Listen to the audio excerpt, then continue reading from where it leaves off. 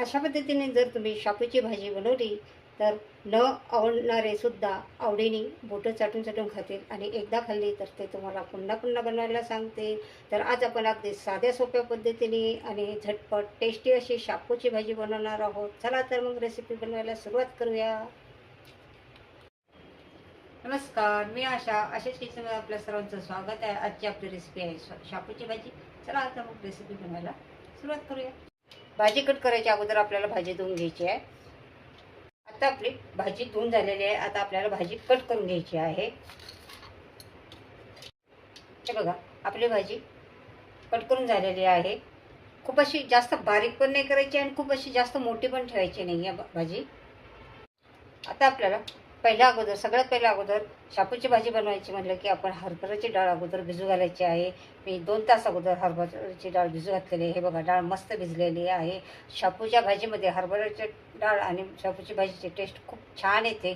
तर डाळ आपली चांगली भिजलेली आहे. हे पहा, आपण डाळीतलं पाणी काढून घेतलेलं आहे. आता भाजी बनवण्यासाठी मी 3 हिरव्या मिरच्या कट करून घेतलेल्या आहेत आणि छोट्या छोट्या 10 ते 12 लसणाच्या पाकळ्या आहेत आणि कच्चे शेंगदाणे घेतलेले आहेत आणि अर्धा चमचे इतकं जिरं घेतलेलं आहे. आता आपल्याला लसूण ठेचून घ्यायचं आहे. याच्यामध्ये तुम्ही मिक्सरमध्ये पण बारीक करून घेऊ शकता. मिरच्या मी बारीक कट करून घेतलेल्या आहेत. लसूण आपण ठेचून घेतलेला आहे. हे बघा, आता आपण शेंगदाणे मिक्सरमध्ये बारीक करून घेणार आहोत. शेंगदाणे आपल्याला कच्चेच घ्यायचे आहेत. भाजीला कुठल्या पण म्हणजे असं पालेभाज्यांना कच्चे शेंगदाणे असं टेस्ट येते. आणि हे शेंगदाणे मिक्सर आपल्याला चालू बंद करून वाटून घ्यायचे आहेत. खूप जास्त बारीक नाही करायचे, असे भरड टाईप करून घ्यायचे आहे. हे पहा, असं भरड करून घ्यायचे आहे. जाडसर वाटायचे शेंगदाणे. आता आपल्याला तेल घ्यायचं आहे. 1 चमच्यावर तेल घेतलेलं आहे आणि तेल चांगलं गरम होऊन द्यायचं आहे आणि त्याच्यामध्ये आपल्याला जिरं घालायचं आहे. आता आपलं तेल गरम झालेलं आहे. आता आपण अर्धा चमचा इतकं जिरं घालूया. जिरेचं जळ करायला लागलं आहे की आपण घालायचं आहे आपल्याला लसूण,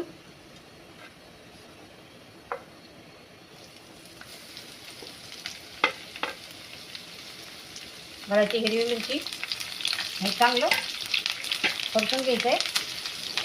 लसणाला हलकासा लाल कलर येऊन द्यायचा आहे. आता आपले लसूण मिरची चांगलं परतून झाले. त्याच्यामध्ये घालायची ही भाजी आपल्याला.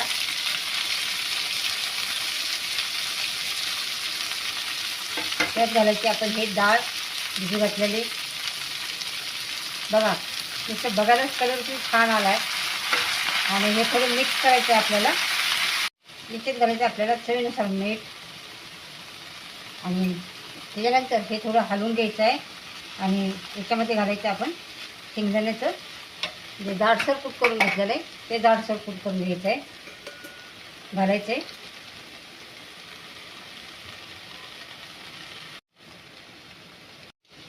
ह्याला शापूची भाजी शिजायला जास्त वेळ लागत नाही या. आणि डाळ भिजल्यामुळं डाळ पण अशी जास्त शिजायला वेळ लागत नाही या. अशा प्रकारे बघा, आपली डाळ शापूची भाजी तयार झालेली आहे.